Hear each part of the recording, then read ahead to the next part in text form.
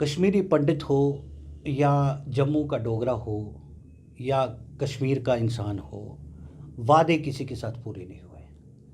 सबके साथ मजाक किया गया, सबको जुमलेबाजी दी गई, सबको दिलासे दिए गए, बट इवेंचुअली ग्राउंड पे कोई काम नहीं हुआ।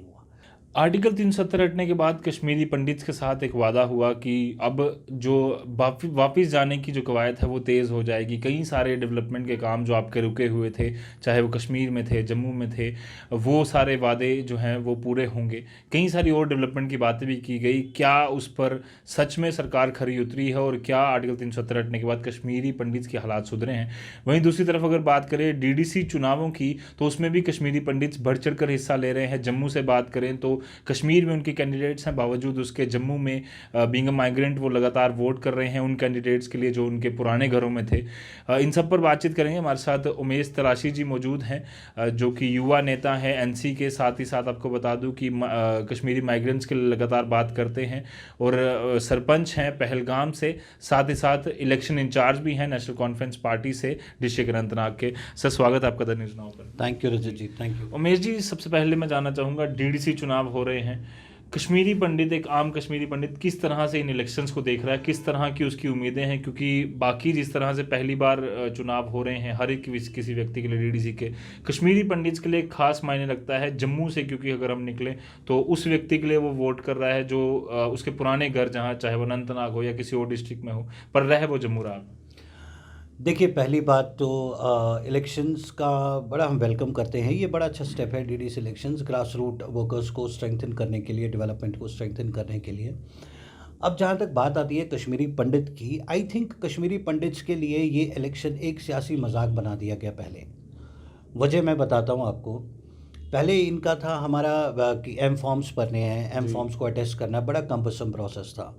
उसके बाद काफ़ी ऑर्गेनाइजेशंस ने हमने गुहार लगाई और इवेंचुअली पोलिंग स्टेशंस अलॉट किए गए कि हाँ जी पोलिंग स्टेशंस देंगे, which is fair enough. But eventually हमने क्या देखा कि एक पोलिंग स्टेशन दिया गया जी। गांधीनगर में।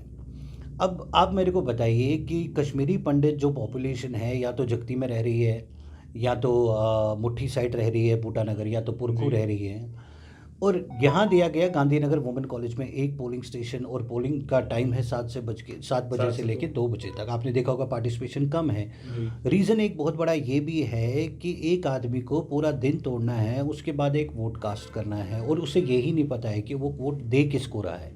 आई मीन कोई इन्फॉर्मेशन नहीं है, ब्लॉक्स की इन्फॉर्मेशन नहीं है। ये कह रहे हैं जी हमने बसेस प्रोवाइड की हैं। आप बताइए, सर्दियों का टाइम है, कौन इन बसेस में जाएगा, पूरा दिन तोड़ेगा, उसके बाद एक वोट कास्ट करेगा? इनको अगर पोस्ट स्टेशन देने ही थे, एटलीस्ट इनको आइडेंटिफाई करना चाहिए था कि लोग कहाँ रहते हैं ज़्यादा। मुट्ठी में दे देते, डायरेक्टर स्कूल एजुकेशन के पास दे देते, जगती में दे देते। उस वजह से पार्टिसिपेशन ज़्यादा होता। चाहता है कश्मीरी पंडित पार्टिसिपेट करना, ऐसा जी। नहीं है। हम चाहते हैं डेमोक्रेसी का हिस्सा बने, लेकिन हमें करने नहीं दिया जा रहा है। ऐसी स्थिति क्रिएट की जा रही है, ऐसी सिचुएशन क्रिएट की जा रही है कि जिसमें डिसिमिएट किया जा रहा है कश्मीरी पंडित वोट्स जी। को।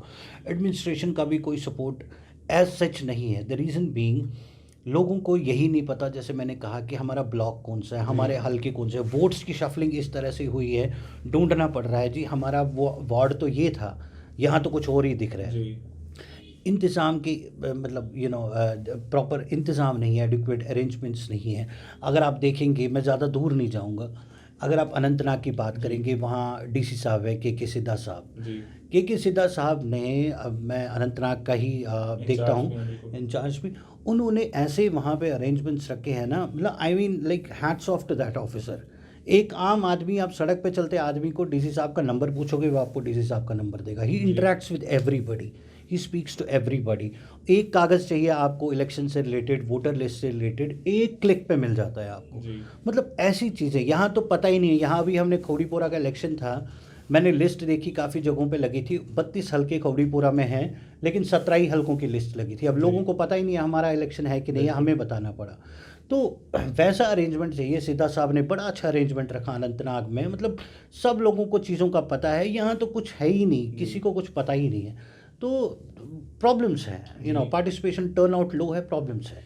प्रॉब्लम्स हैं, बट एक चीज़ सरकार, ये जो भारतीय जनता पार्टी के जो यहाँ के नेता हैं और या फिर जितनी भी एडमिनिस्ट्रेशन है, उन्होंने ये कहा, रिलीफ कमिश्नर की तरफ से भी ये बयान है कि एम फॉर्म जो है वो अब नहीं बनाना पड़ेगा, उससे कश्मीरी पंडित जो है वो काफ़ी उनको सहूलियत हुई है, उनको फ़ायदा हुआ है, वो जो लंबा प्रोसेस था वो पूरी तरह से ख़त्म हुआ है। आपको लगता है कश्मीरी पंडित उससे थोड़ा सेटिस्फाई? देखिए, एम फॉर्म नहीं, एम फॉर्म ख़त्म नहीं हुआ है। अभी आप सरपंच इलेक्शंस देखेंगे, सरपंच इलेक्शंस में एम फॉर्म भरने हैं। जी। आप कल अगर वोट डालने जाएंगे यहाँ पे, आप सिर्फ डीडीसी को वोट डालेंगे, सरपंच को नहीं डालेंगे। एक पैरेलल प्रोसेस क्रिएट किया गया। आई होप आगे एम फॉर्म्स ना भरने हो, बट इनको पोलिंग बूथ्स जब तक इंक्रीज़ नहीं करेंगे पॉपुलेशन के अकॉर्डिंग, तब तक पार्टिसिपेशन बहुत कम देखने को मिलेगी, बहुत कम देखने को और एक चीज़ ये भी है ना कि जिस तरह से आपने भी कहा, अगर कोई व्यक्ति वहाँ जो कैंडिडेट जो वहाँ का लड़ रहा है या किसी ब्लॉक से वो लड़ रहा है, इन लोगों को इतनी जानकारी नहीं है कि कौन सा व्यक्ति है, कौन सी पार्टी से ताल्लुक़ रखता है, क्या उसका मैनिफेस्टो है, क्या विजन है, कश्मीरी पंडित्स के लिए क्या करेगा। बावजूद उसके कश्मीरी पंडित्स आपके आ रहे हैं और वोट दे रहे हैं। देखिए, मैं आपको बताता हूँ एक चीज़। कश्मीरी पंडित जो हैं, भले ही जम्मू में रह रहे हैं, मैं तो पहले आपके टीवी के माध्यम से बड़ा शुक्रगुज़ार हूँ, मेरे को कभी कहने का मौका नहीं मिला। मैं यहाँ के जम्मू के लोगों का बड़ा शुक्रगुज़ार हूँ, बड़ा I am highly thankful to them कि जब कश्मीरी पंडित जिनोसाइड हुआ, इन्होंने कैसे हमें गले लगाया, कैसे हमें जगह दी। लेकिन प्रॉब्लम क्या है कि कश्मीरी पंडित की बिलोंगिंगनेस अभी भी कश्मीर में है, तो वोट तो उसको डालना पड़ेगा कश्मीर में। ही बिलोंग्स टू कश्मीर, उसको वोट डालना। अगर वोटर लिस्ट से भी नाम हट गया कश्मीर में, तो then you are gone with everything. तो लेकिन ये तो गवर्नमेंट का काम है, इलेक्शन कमीशन का काम है कि इलेक्शन से एक महीना पहले कम से कम थोड़ी पब्लिसिटी करता, माइग्रेंट कैंप्स में कुछ टीम्स डिप्यूट करता, उनको अवेयरनेस देता कि हाँ जी, आपकी डीडीसी इलेक्शंस हैं, ये आपके ब्लॉक्स हैं, ये आपका ये है। फिर सियासी पार्टियों का भी कर्तव्य बनता है कि वो जाए, मिले लोगों से। मैं काफ़ी लोगों से मिला जिन्होंने कहा कि आप जी पहले ही इंसान हो जो हमसे मिलने आए हैं जी। वोट्स के लिए। उनको बताए कि ये आपका हल्का है, ये आपका कैंडिडेट है। मैंने कैंडिडेट से बात कराई लोगों की। जी। तो ये तो सियासी पार्टी के जो रिप्रेजेंटेटिव्स हैं उनकी भी जिम्मेदारी बनती है, और इलेक्शन कमीशन की भी कहीं किसी हद तक जिम्मेदारी बनती है कि थोड़ा इस चीज़ पे पब्लिसिटी करे। कश्मीरी पंडित्स को इंक्लूड करना बहुत ज़रूरी है, एक्सक्लूड करने से कुछ नहीं मिलेगा। जी। सर, इसके अलावा अगर बात करें कश्मीरी पंडित्स के लिए भी जो वादे किए गए आर्टिकल 370 हटने के बाद, अगर यूनियन गवर्नमेंट की बात करें, जम्मू कश्मीर एडमिनिस्ट्रेशन की, आपको लगता है वो वादे पूरे हुए हैं? क्योंकि अभी भी हम देख रहे हैं कई सारे कश्मीरी पंडित कुछ प्रेस क्लब में बैठे हैं, कहीं हमने देखा जगती कॉलोनी में कई सारे लोग बैठे हैं जिनकी अलग अलग डिमांड्स है। वो कई लोग कह रहे हैं कि हमारी पेंशन में कई जगहों पर प्रॉब्लम आ रही है, हमारे कहीं सर्टिफिकेट्स नहीं बन रहे, कई सारी चीज़ें अभी भी खदशात हैं। अब लगता है वो जो वादे इन्होंने किए थे वो पूरे कर पाए हैं? कश्मीरी पंडित हो या जम्मू का डोगरा हो या कश्मीर का इंसान हो, वादे किसी के साथ पूरे नहीं हुए। सबके साथ मजाक किया गया, सबको जुमलेबाजी दी गई, सबको दिलासे दिए गए, बट इवेंचुअली ग्राउंड पे कोई काम नहीं हुआ। कश्मीरी पंडित, मैं काफ़ी लोगों से मिला who try to celebrate when article 370 was scrapped, but now they understand कि यार क्या फ़ायदा हमें इस चीज़ का, किसी को फ़ायदा। आप देखिए ना, एक मैं आपको एक चीज़ बताता हूँ। 30 साल हो गए मिलिटेंसी को 30 साल हो गए। इतने बड़े बड़े असैसिनेशंस हुए जिनका हमें बड़ा दुख है। इतने मिलिटेंट सीन्स हुए। आप देखिए, 1 साल से 1.5 साल से हमें 4G इंटरनेट से महरूम रखा गया। मुझे नहीं लगता कि ये, पता नहीं किस लिए महरूम रखा गया। क्या ये प्राइवेट कंपनीज़ को प्रमोट करने की कोशिश कर रहे हैं कि उनके फाइबर्स लग जाएं, वो कमाई करें। आप एक 4G नहीं दे पा रहे हो यार, डेवलपमेंट के नाम पे। मैं आपको बताता हूँ, बीजेपी की बात बताता हूँ। आई थिंक उनका इलेक्शन का जो मैनिफेस्टो है वो सिर्फ गुपकार है। जी। वो गुपकार पे बात करेंगे, वो महबूबा मुफ्ती पे बात करेंगे, वो डॉक्टर फारूक अब्दुल्ला पे बात करेंगे। बस ये इनके 3 शब्द हैं, डेवलपमेंट, प्रॉस्पेरिटी। क्या किया हमने किसी चीज़ पे? आप देखिए, इनको बाहर से लीडर्स लाने पड़ रहे हैं। मोदी जी के नाम पे वो वोट्स मांग रहे हैं। यार, एक पंच के लिए आप मोदी जी के नाम पे वोट्स मांग रहे हो। यूनियन मिनिस्टर्स भी आ रहे हैं वो। आप देखिए ना, आप उनको लेके आ रहे हो। आपने अगर खुद यहाँ कुछ काम किया होता, आपको ज़रूरत नहीं पड़ती है उनकी। आप उनको लेके नहीं आते वोट मांगने के लिए। आप दिखाते कि हमने जो ये काम किया है, आप हमें वोट दो, और लोग देते वोट आपको।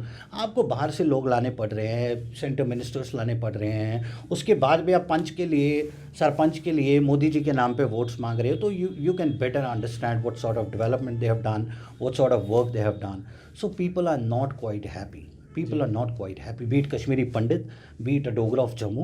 be it a Muslim of Kashmir, nobody is happy with them. It's sort of a dictatorship versus democracy elections. Ji sir, एक चीज़ अभी देखिए, अभी हाल ही में JKSSB ने भी अनाउंस किया है कि कश्मीरी माइग्रेंट्स के लिए जॉब्स की कई सारी अपॉर्चुनिटीज़ जो हैं वो खोली जा रही हैं। आपको नहीं लगता है कि कहीं ना कहीं धीरे धीरे बट प्रोसेस जो है वो चलना शुरू हो चुका है कि कश्मीरी पंडित्स के लिए जो अपॉर्चुनिटीज़ आज तक नहीं मिलती थी वो अब धीरे धीरे उनको मिलना शुरू हो जाएंगी? किसने दी अपॉर्चुनिटीज़, आपको पता है?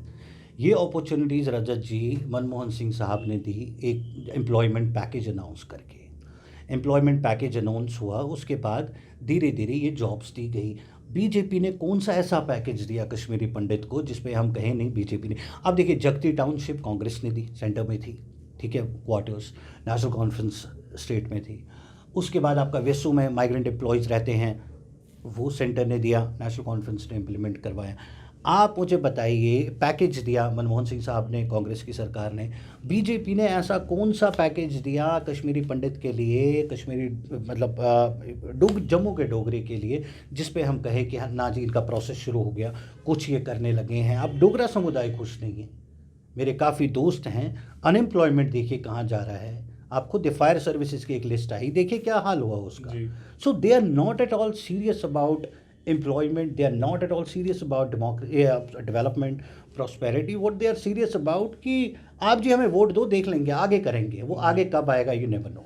आपको लग रहा है क्योंकि पहले भी 2014 में भी लोगों ने विश्वास किया, 3 साल तक सरकार चली, बाद में जो हुआ वो हमने देखा। अब 2-2.5-3 साल और होने वाले, कंप्लीट होने वाले हैं। काफ़ी लंबा समय हो चुका है। अब इलेक्शंस DDC के तो हुए हैं बट MLA के कब होंगे अभी तक उसकी क्लैरिटी नहीं है।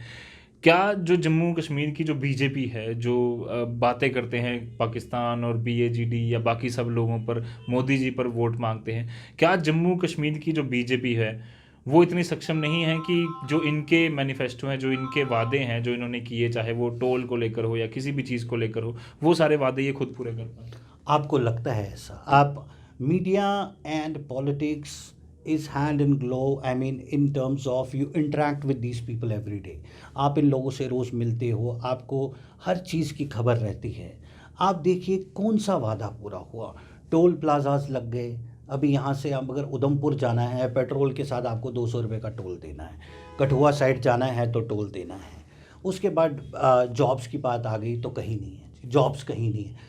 जैसा आप देख सकते हैं कि यार आई थिंक डेवलपमेंट के नाम पे तो कुछ देखने को अभी तक मिला नहीं है। नहीं तो ये खुद इतने सक्षम थे कि वोट्स मांगते, मगर ये इन्होंने काम ऐसा किया है कि इनको बाहर के लोगों की ज़रूरत पड़ रही है वोट्स मांगने के लिए। वो तो ये कह रहे हैं कि पिछली जो सरकारें थी उन्होंने आज तक कुछ नहीं किया, जिसकी वजह से हम पहले पुराना जो कचरा है वो साफ़ कर रहे हैं, तो धीरे धीरे फिर आगे जो सफाई के जो बाकी काम है वो भी चलते रहे। मतलब यूथ ओवर एज हो जाए, आप कचरा साफ़ करते रहो। जो यूथ अनएम्प्लॉयड है वो ओवर एज हो जाए, आप कचरा साफ़ करते रहो। उनका टाइम निकल जाए, आप तब तक कचरा साफ़ करते रहो। और पिछली सरकारों ने क्या नहीं किया। नेशनल कॉन्फ्रेंस ने नौकरियां दी, 2 लाख नौकरियां दी नेशनल कॉन्फ्रेंस ने सरकार में, 1,20,000 25,000 जम्मू डिवीज़न में नौकरियां दी। इन्होंने क्या दिया? कचरा साफ़ करना। ऐसा कौन सा कचरा है जो यूथ बैठा है, खाली बैठा है, घर पे बैठा है, ऐसा कौन सा कचरा? मतलब सरकार है भाई, एक सिंगल डिपार्टमेंट नहीं है। आप चीज़ें पैरेलली चला सकते हो, you can run parallel processes. The idea is कि uplift people, you know do the development. आप नौकरियां दो, साथ में कचरा साफ़ करो। हमने नहीं रोका आपको कचरा साफ़ करने से, लेकिन लोग ओवर एज हो रहे हैं यार, उनका क्या? उनके बारे में सोचो। यूथ ओवर एज हो रहा है, उनके बारे में सोचो। कर क्या रहे हो आप? कचरा साफ़ करने में लगे हो 2 टर्म्स से। मतलब 2 टर्म से आप सिर्फ कचरा ही साफ़ कर रहे हो और डेवलपमेंट की कोई बात नहीं कर रहे हो। ये तो कोई बात नहीं। आपको लगता है कि जो करप्शन का वादा इन्होंने किया था कि वो कम हो जाएगी, जम्मू कश्मीर में कम हुई है करप्शन? अब देखिए, करप्शन में क्या कहूँ, करप्शन कम हुई है नहीं हुई है, कहीं जगह लगता है हमें फ़र्क पड़ा है करप्शन से। लेकिन ठीक है, लोग देखो करप्शन क्या है कि people are very much educated these days, very much aware these days. आज तो सोशल मीडिया के डर से ही करप्शन ख़त्म हो गया। बीजेपी ने क्या किया? आज आप कोई 100 रुपये पकड़ता है, सोशल मीडिया में पिक्चर आ जाती है। आज तो आधे से ज़्यादा करप्शन फेसबुक ट्विटर ने ख़त्म कर दिया। बीजेपी ने क्या किया? 2 मिनट में पोस्ट वायरल हो जाती है। उस डर से लोग करप्शन ख़त्म हुआ है। बट ठीक है, अगर इन्होंने किया है सराहनीय बात है, अच्छी बात है।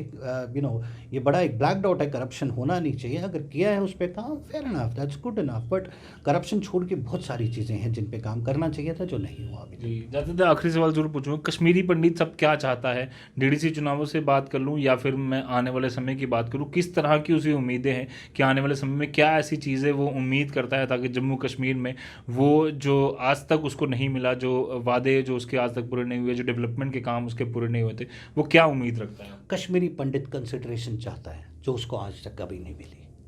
कश्मीरी पंडित चाहता है कि उसको कंसिडर किया जाए, अगर डिसीजंस लिए जा रहे हैं कहीं पे, अगर उनके मसाइल हैं। आप जी पीओके लेने चले हो, बहुत अच्छी बात है। आप पीओके भी वापस लोगे, सब वापस लोगे। पहले जो घर में आपके फसाद उठी है, जो एक 2.5 लाख 5 लाख कश्मीरी पंडित घर से बेघर हैं, पहले उनका निवारण करो, उनका हल करो। पहले घर के मसले सुलझाओ, बाद में दुनिया कमाने निकलो। मैं तो ये कहूँगा कश्मीरी पंडित्स को कंसिडरेशन दी जाए, कश्मीरी पंडित्स को इंक्लूड किया जाए, कश्मीरी पंडित्स की रिप्रेजेंटेशन को देखा जाए, उनके मसाइल हल किए जाए। उनका कुछ नहीं बचा। इधर 20-20 हज़ार में कश्मीरी पंडित ने अपनी 4-4 कनाल ज़मीन बेच के यहाँ लोन निकाल निकाल के 2-2 कमरों में रहते हैं वो। जी। उस चीज़ को आप ये मत जाओ कश्मीरी पंडित अच्छा कपड़ा पहनता है, ये हमारे जो फादर साहब हैं, उनकी एज के लोग हैं, वो जानते हैं उन्होंने सर्वाइव कैसे किया है। हमने 10-10 20-20 लाख रुपए की ज़मीन 10-10 हज़ार में बेच के यहाँ ज़मीन लेके अपना थोड़ा सा गुजर बसर किया। उस पे मत जाओ, ये खुश हैं। कश्मीरी पंडित कौम खुश नहीं है। और अगर आप इनको रिहैबिलिटेट नहीं कर सकते, अगर आप इनके प्रॉब्लम्स को हल नहीं कर सकते, जगती में लोग बैठे हैं धरना पे। आपने देखा बीजेपी सरकार में सिर्फ धरना ही धरना देते हैं लोग। जी। अगर आप इनके मसाइल हल नहीं कर सकते तो इनके साथ मजाक मत करो, कंसिडरेशन दो कश्मीरी पंडित को। ये आपकी एक जिम्मेदारी बनती है। कश्मीरी पंडित ने अगर आपको वोट दिया है, कश्मीरी पंडित के मसले हल करो। इनको स्केप गोट्स की तरह वोट्स गार्नर करने के लिए मत रखो। इनको इनको सीरियसली लो, इनकी प्रॉब्लम्स को सीरियसली लो। दुनिया बाद में जीतो, पहले घर में जो बड़ा मसला आपका कश्मीरी पंडित बेघर बैठा हुआ है, पहले उसको रिहैबिलिटेट करो, पहले उसका समाधान करो, जी। उसके बाद बाकी दुनिया की बात करो। जी, काफ़ी ज़रूरी बातें इन्होंने बताई हैं और मुझे लगता है कि कई सारी चीज़ें जो कश्मीरी पंडित चाहता है वो इन्होंने रिप्रेजेंट करने की कोशिश की है यहाँ पर। हम भी उम्मीद करेंगे कि जिस तरह से हम देखते हैं प्रोटेस्ट लगातार चल रहे हैं, चाहे वो जगती में हो, हम प्रेस क्लब में भी देखते हैं आए दिन लगातार कश्मीरी पंडित प्रोटेस्ट कर रहे हैं। उनकी एक ही मांग है कि जो वादे सरकारों ने उनके साथ किए थे, जो कंसिडरेशन की जिस तरह से ये बात कर रहे हैं, वो सारे वादे इनके पूरे किए जाए। डेवलपमेंट की बात हो या फिर जो पॉलिटिकल रिप्रेजेंटेशन की भी बात हो, उन सारे मसलों पर सरकार बात करे और जल्द से जल्द उन पर कोई हल निकाले। कैमरामैन कमल सिंह के साथ Ajat Vora, the news now, Jammu.